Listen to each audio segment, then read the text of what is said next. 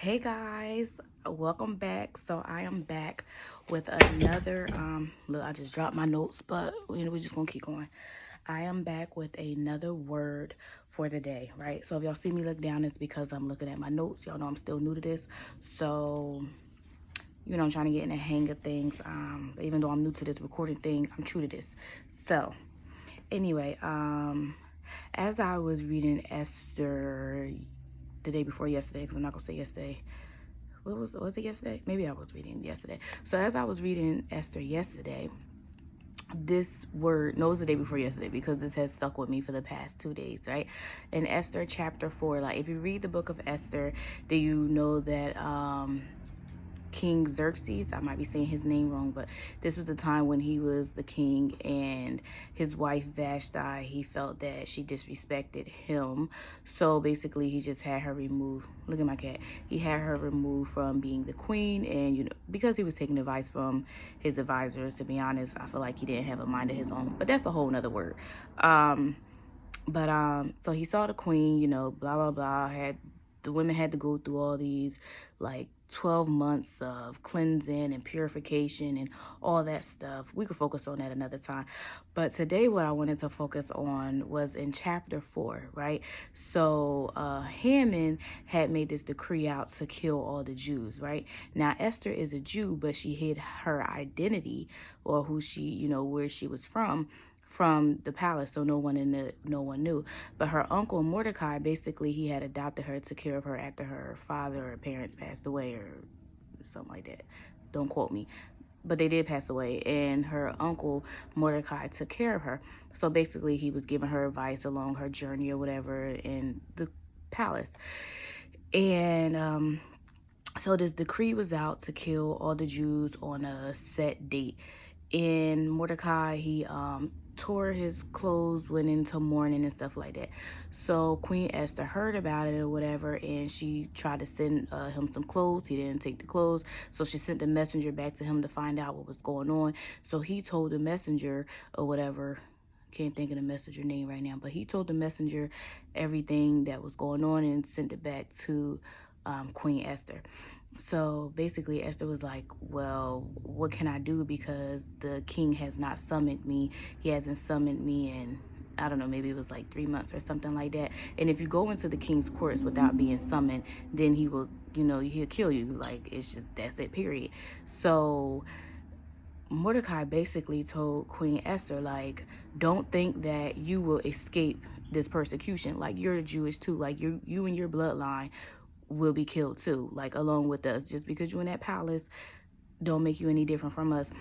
And he also said in the word, I should have wrote it down, but this is in Esther chapter 4. Like, he was like, and basically, if you don't, come through for us, someone else will be risen up from the Jews to save us. But still, this generation or these people of Jews will be killed.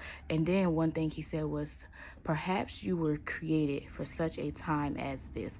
So today's word is, perhaps you were created, perhaps you were born for such a time as this. So my question is, what were you born for such a time as this? And as I was reading this other devotion this morning, and it's still on the book of Esther, one thing that stuck out to me that said, nothing is a coincidence. Like, nothing in your life is a coincidence. There are no coincidences. There are only, let me look down at my notes, y'all. Forgive me. There are only designed opportunities. So just think about that. Nothing in your life is a coincidence. Nothing that you have been through in your life is a coincidence.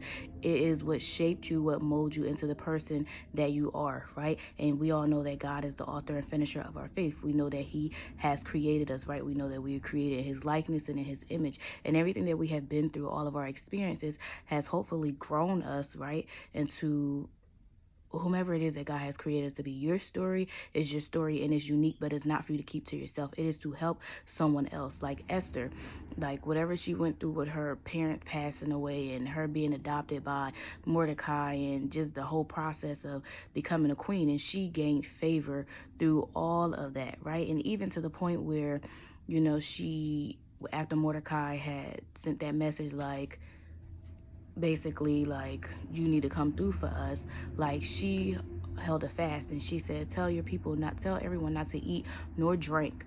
And when she did that and she sought the Lord in prayer, God gave her favor with the king. Because when she stepped into the king's courts without even, being summoned, she could have been killed on the spot. But the king asked her, what is it that I might do for you? Like, basically, what do you want? So it was just like, ooh, y'all, that's a whole nother word right there. But the word today is just that perhaps you were created for a time such as this, right? And also, because nothing is a coincidence and there are all divine opportunities. Did you see your divine opportunity? Like, if we look at the life of Joseph, like, his life was no coincidence, right? The story of Esther, as we're talking about, the story of Ruth, like, everything that she has been through has come through for such a time as such that they were in around those times. Even King David, like, with him slaying Goliath, or before that, he, killed the lion or whatever. So it's just like, there is something in you that God has created you for. Right? And it's not just for us. Like, yeah, we go through what we go through, and we know that God is with us, God works through us, that God has us, he backs us up. But also, God wants to do something in you and through you for someone else. So perhaps God has created you for such a time as this. Who in your family needs to see God's glory in you? Who at your job needs a word of encouragement, needs to know your story, needs to know what you went through? Who are you sent to reconcile back unto God? So that's this quick word. I want to give words that are words of encouragement, but also words that are thought-provoking, that make you think, like, it makes me wonder. So if this word has provoked any type of thought, I pray that you would seek the Lord concerning, like, Lord, what have you created me for? Right, God, what it is that you want me to do, Lord? How can I be of use to your kingdom? And yeah, and also remember that life is full of choices. So, God gives us free will, right? He already has everything orchestrated for us, right? Even with these divine opportunities, because like I said, nothing is a coincidence. But God also gives us free will. Like, we already know that he orders our steps, right? But are you going to be obedient to follow the path that God has laid before you? And yeah, that's it, guys, because I don't want to be on here too long and just keep saying and I need to get ready to go to the gym. It is currently 7 o'clock, and your girl looking a little rough. Look at that. So I ain't laid my edges yet, so don't be coming for me, because, well, I gotta go to the gym and go work out and look crazy. So yeah, also, anybody watching this, if you know what I can use on my face, because it's really breaking out and I'm trying certain things, and I feel like it's probably getting worse, or perhaps it's the mask. Anyway, I'm just ranting, but yeah, I'm just gonna be myself, and I'm not gonna edit this yet, y'all. I'm still working on editing. I know I said that last time, right? And also, I'm putting together a video of a day in the life of a homeschooling mom / mompreneur. So, your girl's still working on her editing, but that's coming soon. And yeah, guys, be blessed. Take care.